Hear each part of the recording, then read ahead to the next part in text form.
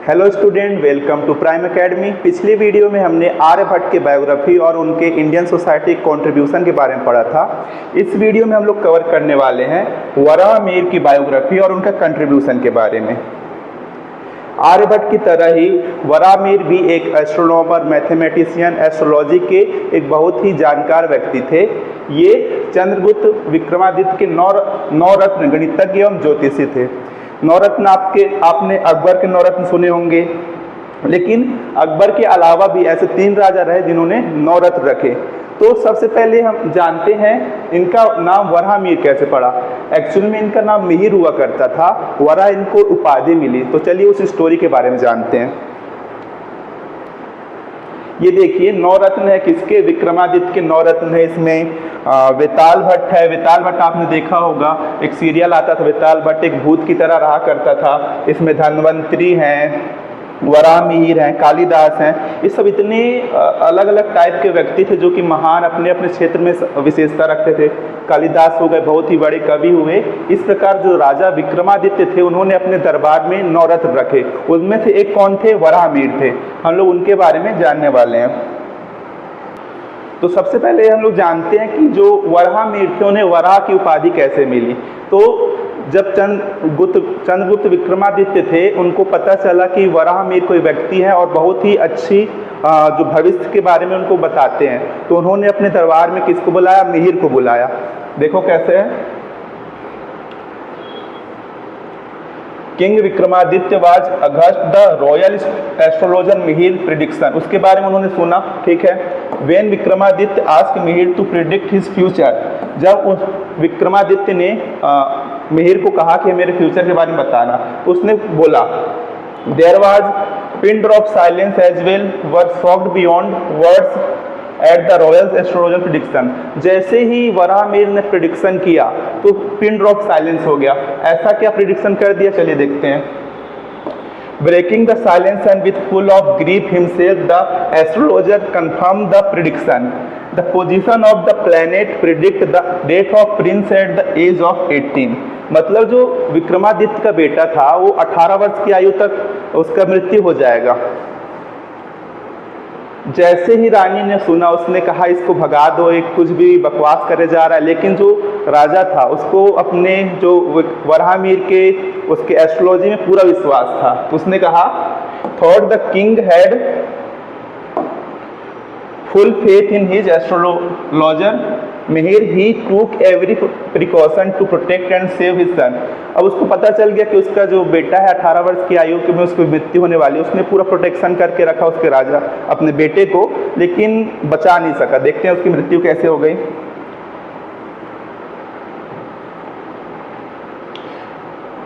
When the news reached the king, he summoned Mihir to his court and told him, I am defeated, you have won, you have won। जैसे ही पता चला कि उसके जो राजा के बेटे की मृत्यु हो गई है, तुरंत उसने मिहिर को बुलाया कि मैं तो हार गया, तुम जीत गए, तुमने जो प्रिडिक्शन की थी वो बिल्कुल सही हो गई। क्या हुआ था भाई? Mihir was as sad as the king and he replied, my lord, I have not won, it is the science at astronomy and astrology that has won। जैसे ही राजा कहता है मिहिर तुम जीत गए, तो मिहिर जो रिप्लाई देते हैं कि नहीं राजा, मैं नहीं जीतता हूँ, जो साइंस है, एस्ट्रोलॉजी है, वो जीत गई। मैंने जो फ्यूचर प्रिडिक्ट किया था वो साइंस के हिसाब से बहुत ही मैथमेटिकल कैलकुलेशन करके मैंने प्रिडिक्ट किया था, वो सही हो गई। तो मैं नहीं जीता हूँ। कौन जीता है? वो साइंस जीत गया, एस्ट्रोलॉजी जीत गया। Whatever it may be, my respected astrologer said the king। बोला कोई मतलब नहीं, कुछ भी हुआ, तुम वाकई में महान हो। It has convinced me that your science is nothing but truth। मतलब जो साइंस है वाकई में एक सत्य है, तुम भविष्य की गणना कर सकते हो, भविष्य के बारे में बता सकते हो। अब तो आपको समझ आ गया। अब देखो हुआ क्या, जैसे ही and for your mastery of the subject, मतलब उसके सब्जेक्ट की मास्टरी के लिए उसने एक अवार्ड दिया जिसका नाम था वराह। वराह मतलब होते सुअर, बोर जिसे कहते हैं इंग्लिश में। तो क्या हुआ? I know confer upon you the Magadh kingdom is greatest award the emblem of the Varaha. मतलब उसने एक नया अवार्ड शुरू किया क्योंकि उसके बेटे को एक वरा मतलब सुअर ने मार दिया था, तो उसने उसी के नाम से एक अवार्ड की शुरुआत की, उसका नाम रखा वरा। तब से उसका नाम वराहमिहिर पड़ा और उसने उस राजा ने वराहमिहिर को अपने 9 रत्नों में शामिल कर लिया। So from that time Mihir came to be known as Varahamihira. तब से मिहिर को वराहमिहिर के नाम से जाना जाने लगा। अब वराहमिहिर क्या था? वराहमिहिर के फादर जो थे वो भी एक अच्छे एस्ट्रोलॉजर थे, उन्होंने उन्हीं से सीखा था। तो क्या है? Varahamihira was one of the renowned Indian astronomer, mathematician and astrologer. Astronomer मतलब जो स्पेस के बारे में बताए, एस्ट्रोलॉजर मतलब जो भविष्य के बारे में बताए, मैथमेटिशियन तो आप जानते ही हैं। He was the honoured with the special decoration and status as one of the gems in the court of king. Gems मतलब रत्न, विक्रमादित्य में 9 रत्नों में से शामिल हो गए थे। कहाँ पे? अवंतिका। अवंतिका मतलब उस समय का उज्जैन, जिसे अवंती या अवंतिका दोनों कहते हैं। He discovered a version of pascal triangle. Pascal triangle क्या होता है अभी हम इसके आगे देखने वाले हैं, इसको प्रूव करेंगे कैसे होता है इसका पास्कल ट्रायंगल, आगे देखेंगे। उस पर इन्होंने काम किया और ये जो मैजिक स्क्वायर दिया। Varahamihira wrote several important work on ज्योतिष इंक्लूडिंग, बहुत सारे उन्होंने ज्योतिष के बुक्स लिखी। इसमें क्या था? बृहत जातका था, बृहत संहिता था, योग यत्र, पंच सिद्धांत के बारे में लोग अभी आगे देखेंगे, एंड प्रसन्न वल्लभ। इसने अलग अलग इतना सारी बुक लिखी। Varahamihira said about his own treatise, मतलब उन्होंने अपने वर्क के बारे में क्या कहा, देखते हैं। वो बोलते हैं the science of astronomy is a vast ocean and is not easy to for everyone to cross it. My treatise provide a safe board. मतलब कहते हैं कि जो एस्ट्रोनॉमी एक बड़ा सा समुद्र है, सबके लिए आसान नहीं होता कि उसको पार कर सके, लेकिन जो मेरी ट्रीटीज है, मेरे जो सिद्धांत है, तुम्हें एक बोट का या फिर रास्ता मार्ग दिखाते हैं जिससे तुम उसको पार कर सकते हो। देखो इतने महान थे। Truly even now they are acknowledge as a masterpiece. जाहिर सी बात है हमारे इंडिया के लिए एक मास्टरपीस की तरह वो बन गए। अब इनकी अर्ली लाइफ क्या थी? He was born at 499 AD. 499 AD में इनका जन्म हुआ into a family of Brahmins settled at कयथ, a village near Ujjain. Ujjain के पास एक गांव था कयथ, वहाँ इनका एक ब्राह्मण फैमिली में जन्म हुआ जो कि अवंती के अंदर आता था। अवंती मतलब उस समय का उज्जैन। रफली correspondence to modern day Malwa. जो मालवा पाठ है, मध्य प्रदेश का जो मालवा पाठ है, उसे उसी के आसपास इनका क्या हुआ था? जन्म हुआ था। उनके जो फादर थे आदित्य दास वाज अ वर्शिपर ऑफ सन। वो सन की पूजा किया करते थे। एक्चुअली में जब हम लोग मिहिर देखेंगे, मिहिर जो सन का पर्यायवाची होता है। ये देखिए उस समय का जो मैप है गुप्ता एम्पायर का, जो कि 320 550 गुप्ता एम्पायर रहा। वैसे तो 280 से गुप्ता एम्पायर आ गया था। उस समय जो अलग अलग किंग रहे, इसमें उनका पूरा एम्पायर है जो दिखाया गया इस मैप में। और उज्जैन के पास ही मालवा रीजन रहा, यहीं पे क्या हुआ? आर्यभट्ट का जन्म हुआ था। मैप में हमने देख लिया। अब जो एजुकेशन थी उनकी कहाँ पे हुई? On a visit to Kusumpura. Kusumpura आपको याद होगा, जब हम लोग आर्यभट्ट का वीडियो देखे थे उसमें भी कुसुमपुरा आया था, जो कि क्या है भाई? पटना है। Young Varahamihira made the great astronomer and mathematician Aryabhata. ये उनसे मिले, ये उनके काम से बहुत ही प्रसन्न हुए और उन्होंने अपने as a friend, as a guru मान लिया उनको। The meeting inspired him so much he decided to take up astrology and astronomy as a life time pursue. उसमें मान लिया उसी में अपना कैरियर आगे बढ़ाएंगे। At that time Ujjain was the centre of learning. जैसे कि जो उज्जैन था एक हब था, लर्निंग हब था। जैसे कि अभी टाइम में दिल्ली बोल सकते हैं, इलाहाबाद बोल सकते हैं। एट दैट टाइम उज्जैन क्या था? वहाँ सेंटर ऑफ हब था। बहुत सारे नॉलेज भरे उधर अलग अलग यूनिवर्सिटी भी थी। Where many schools of arts, science and culture were flourishing in the prosperity of the Gupta region. Gupta region जो थे उसके किंग थे ना, वाकई में वो आर्ट प्रेमी थे। उनको बहुत कला पसंद थी, उसको साइंस पसंद था, इसलिए उनके काल में बहुत सारे यूनिवर्सिटी वगैरह हुआ करती थी। आगे देखते हैं। अब जैसे एजुकेशन ही चल रहा है तो वही क्या है? Varahamihira therefore shifted to this city. कहाँ आ गए? उज्जैन आ गए। Where scholars from distance lands were gathering, मतलब अलग अलग जगहों से इधर स्कॉलर्स आया करते थे। In due course his astrological skills came to the notice of Vikramaditya. भाई उज्जैन आ गए तो विक्रमादित्य ने उनके नोटिस किया। ये है भाई विक्रमादित्य सेकेंड, जिसे चंद्रगुप्त सेकेंड जो है उन्हें विक्रमादित्य के नाम से जाना जाता था। हमारे जो इतिहास में 3 विक्रमादित्य हुए, ये तीसरे नंबर के थे। Who made him one of the 9 gems of court। जैसे ही विक्रमादित्य को वराहमिहिर के बारे में पता चला, उसने उनको अपना 9 रत्नों में शामिल कर लिया। उनका भाई काम क्या क्या था? व्रत जातका, बृहत संहिता, योगा यत्र, पंच सिद्धांत, इन्होंने अलग अलग प्रकार की बुक्स लिखी। प्रसन्न Vallabh. This text exist in many Indian script and was copied preserved in Hindu, Jain and Buddhist temples and monasteries। अलग अलग हिंदू हो गए, बुद्धिस्ट हो गए, जैन हो गए, उनके जो मैन्युस्क्रिप्ट में इसको सजा के रखा है, उसको सहेज के रखा है, इनके कार्य को। ये इनकी बुक हो गई। ये बृहत जातिका, बृहत संहिता और ये हो गया पंच सिद्धांत। पंच सिद्धांत भी हम आगे देखने वाले हैं। पंच सिद्धांत ये रहा। उसका जो बुक था Varahamihira's book Pancha Siddhanta holds a prominent place in the rim of astronomy. Astronomy जैसे कि आपको बताया जो स्पेस के तो रिलेटेड होता है, उसमें बहुत सारे उन्होंने अपने वर्क किए। ही proposed that the moon and planet are lustrous not because of their own light but due to sunlight। उन्होंने बताया जितने भी प्लैनेट है, मून हो गया, जितने भी सन हो गया, ये अलग अलग प्लैनेट हो गए। थर्ड नंबर में अर्थ है, उधर मून है। तो मून हो गया, प्लैनेट्स हो गए, इनकी खुद की लाइट नहीं होती है, ये सन के कारण चमकते, ये उन्होंने बताया। The work is a treatise on mathematical astronomy and it summarise 5 earlier astronomical treatise namely Surya, Romaka, Paulisa, Vasishtha and Paitamaha Siddhanta. इसमें जो काम किया उन्होंने 5 ट्रीटीज में शामिल कर दिया। अब पंच सिद्धांत के बारे में देख लेते हैं। It is a compendium of Vedanga Jyotisha, ज्योतिष के बारे में था, as well as Hellenistic astronomy with Greek, Egyptian and Roman elements. इसमें जो ये पंच सिद्धांत था, इसमें बहुत सारे इजिप्ट के, रोमन एलिमेंट, सब ग्रीक एलिमेंट इस सब बुक में मिलते हैं। और हेलेनिस्टिक जैसे कि हेलोसेंट्रिक मैंने आपको बताया था कि अर्थ जो होता है अपने रोटेशन करता है और सन का क्या करता है, चक्कर लगाता है।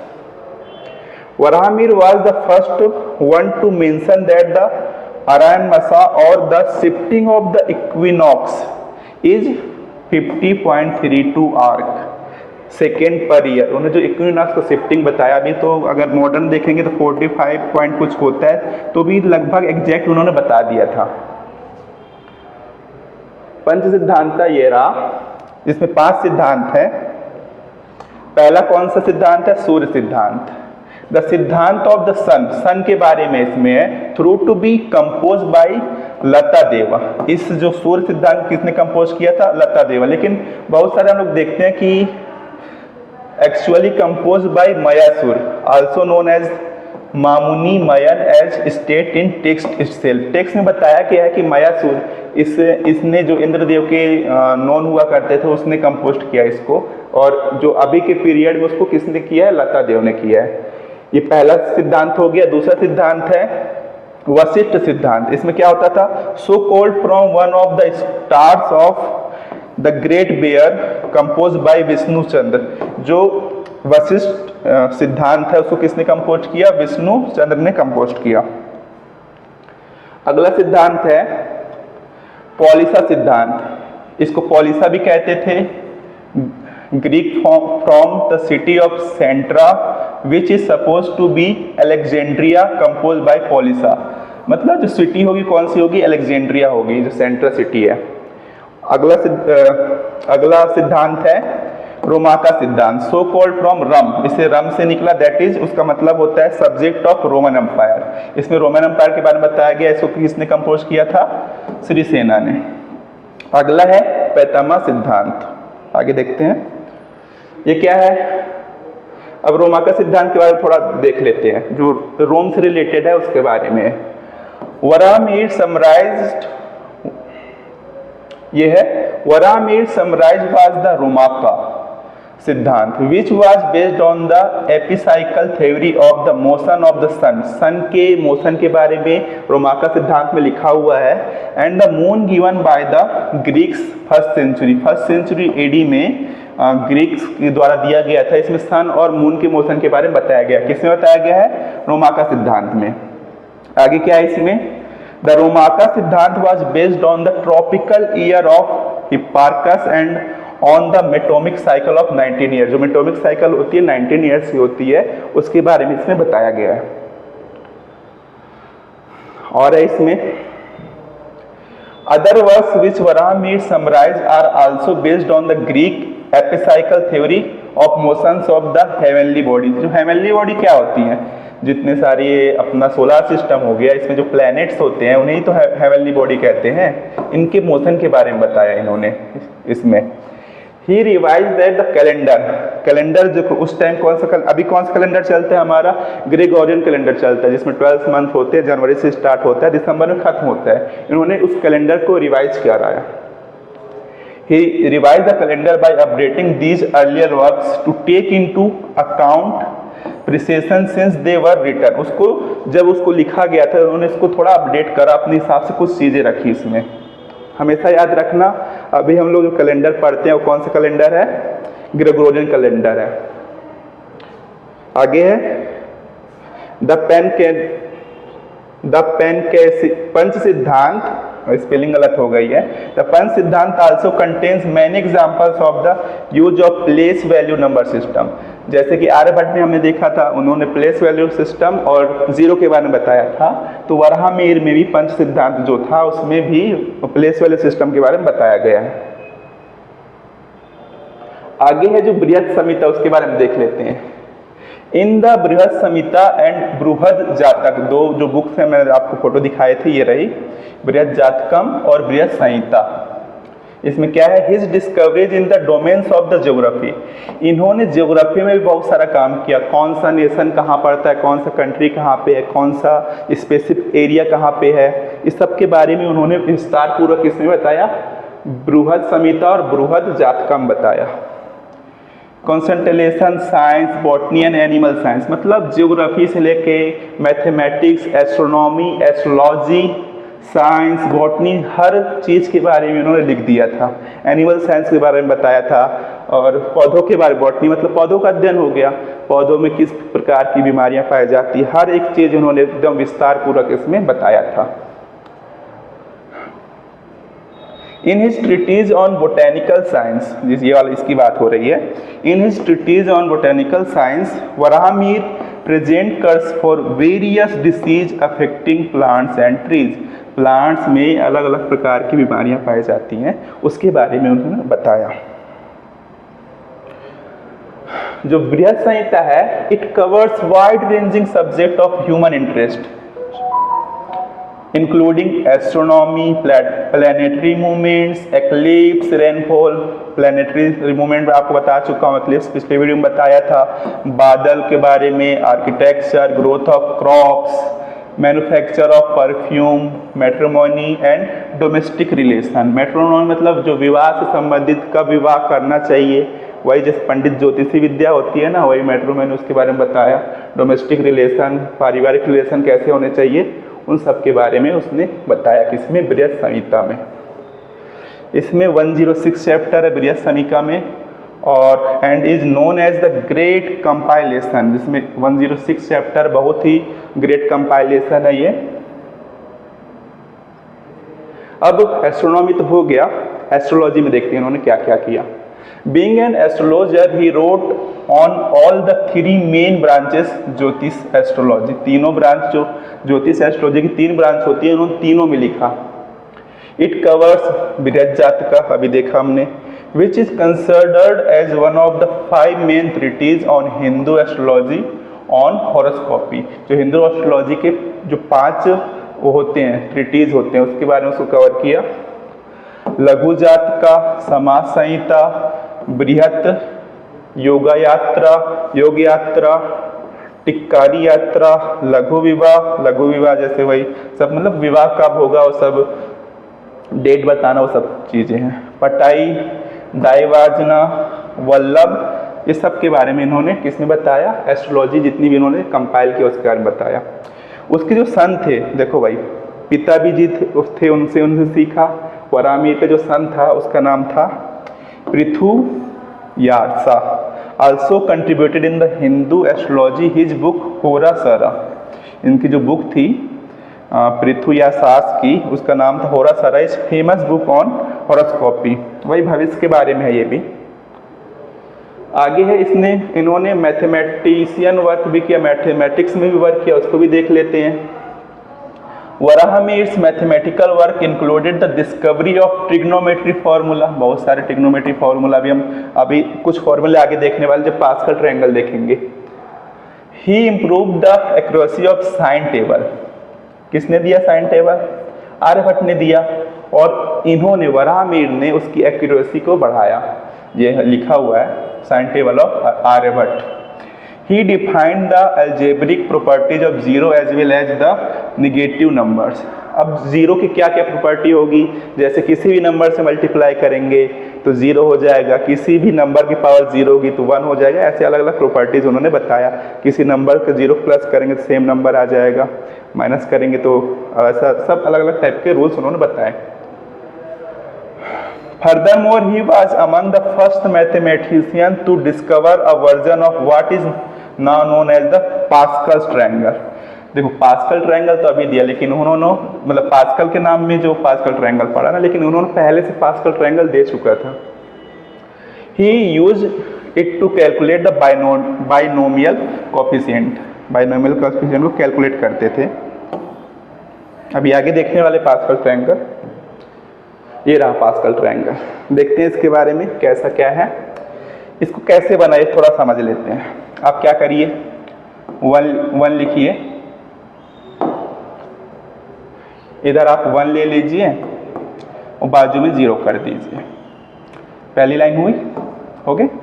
अब क्या करना है आपको, इन दोनों प्लस करिए, कितना आएगा, जीरो और वन, वन, इन दोनों प्लस करिए, कितना आएगा, वन, फिर से क्या कर दीजिए, जीरो लगा दीजिए, फिर से इन दोनों प्लस करिए, कितना आएगा, वन, इन दोनों प्लस करेंगे टू, इन दोनों प्लस करेंगे तो वन, फिर क्या लगा देंगे, जीरो। देखिए फर्स्ट बन गया, वन वन बन गया, वन टू बन गया, फिर से हमको वही काम करते जाना जब 6 रो तक। देख लेते एक बार जल्दी से, 0 1 1 1 2 3 2 1 3 1 0 0, ये वाली लाइन आ गई, थर्ड रो आ गया। फिर से क्या कर देना, अपने को जीरो लगा देना है, 0 1 1 1 3 4 3 3 6 3 0 0 0 0, ऐसे लाइन से आप आगे कर सकते हैं कंटिन्यू। इधर थोड़ा 4 आ जाएगा, कैलकुलेशन मिस्टेक है, बाकी ये पूरा ट्रायंगल आपका बन जाएगा।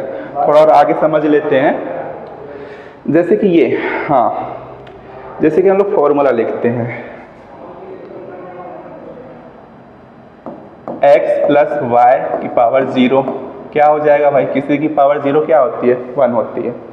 अब पावर को बढ़ाते जाएंगे, x प्लस वाई, इसके पावर 1 कर देते हैं, क्या आ जाएगा, x प्लस वाई आ जाएगा। वो जो पास्कल ट्रायंगल का यूज इस फॉर्मूला मेकिंग में किया जाता है। आगे देखते हैं, x प्लस वाई का स्क्वायर, हमको इसे फॉलो करना है, क्या हो जाएगा, x स्क्वायर, फर्स्ट वाला 1 था तो उसमें x स्क्वायर जोड़ दिए, सेकेंड 2 में x वाई जोड़ दिए, प्लस जो 1 बचा उसमें y स्क्वायर जोड़ दिए, यही तो फॉर्मूला होता है ना। अब x प्लस वाई क्यूब को देख लेते हैं, सेम आगे बन जाएगा, क्या हो जाएगा, x cube plus 3x square y plus 3x y square plus y cube. ये पूरा आप आगे भी कैलकुलेट कर सकते हैं, इसमें वैल्यू रखते जाएंगे, आगे का आते जाएगा। इस ये वाला रखेंगे तो ये वाला आ जाएगा, क्या हो जाएगा, x power 4 4x cube y 6x y square, ऐसे कुछ होते जाएगा। ये होता है पास्कल ट्रायंगल। अब इनके जो वर्क के बारे में थोड़ा देखते हैं। जो Varahamihira made some significant observations in field of ecology, hydrology and geology, मतलब ऐसा इन्होंने कोई फील्ड नहीं छोड़ा जो बाकी रह गया होगा। Ecology, hydrology, geology, botany, mathematics, astronomy, astrology, हर फील्ड में इन्होंने लिखा। His claim that plants and termite serve as indicators of underground water, मतलब जो प्लांट होते हैं, जो उसकी जड़ें होती हैं, जो टर्माइट्स मतलब दीमक हो गया, तो जहाँ पे आपको पेड़ों की जड़ें और दीमक मिल जाएगी उधर अंडर वाटर होता है, उधर पानी क्या होता है अच्छे से मिल जाएगा, जो ग्राउंड वाटर है उसके बारे में बताया। Is now receiving attention in the scientific world. अब हम जानते हैं कैसे उसके पास मतलब जहाँ भी दीमक वगैरह होगा और पेड़ होंगे बहुत सारे, उनकी जड़ें पाई जाएंगी, वहाँ आपको ग्राउंड वाटर अच्छा मिलने वाला है।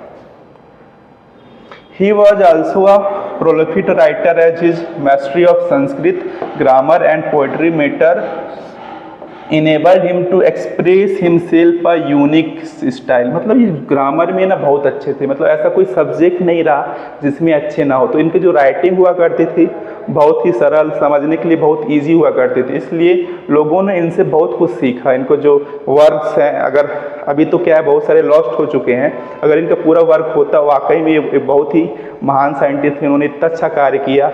भाई मेरे लिए ना सही, इनके लिए एक लाइक कर दीजिए और चैनल को सब्सक्राइब कर दीजिए। चलो आगे देखते हैं। इनका डेथ कब हो गया? इनका डेथ हो गया 587 AD। इतना महान कार्य करने के बाद उज्जैन में इनकी डेथ हो जाती है 587 AD में। तो हम लोग आगे जो नेक्स्ट वीडियो रहेगा क्या रहेगा, जो हमारे सिलेबस में विक्रम साराभाई के बारे में हम लोग पूरा पढ़ने वाले हैं। आप जैसे कि जानते हैं कितने महान साइंटिस्ट रहे हैं, इसरो के संस्थापक हैं भाई। तो आपको क्या करना है, लाइक, कमेंट, शेयर और सब्सक्राइब। और हमसे आप ऑफलाइन जुड़ सकते हैं, हमारे ममता नगर कैनरा बैंक के पास में ब्रांच है, ये हमारा मोबाइल नंबर है। ये हमारे कोर्सेस हैं, BSc के सभी semester, maths, physics, chemistry, 9th 10th में मैथ्स साइंस, 11th में मैथ्स फिजिक्स केमिस्ट्री आपको मिल जाएगा। अगर वीडियो अच्छा लगा हो तो वीडियो कर देना है लाइक, कमेंट करना है, शेयर करना है। चलो मिलते हैं किसी नेक्स्ट वीडियो में, तब तक के लिए दीजिए इजाज़त। जय हिंद, जय भारत।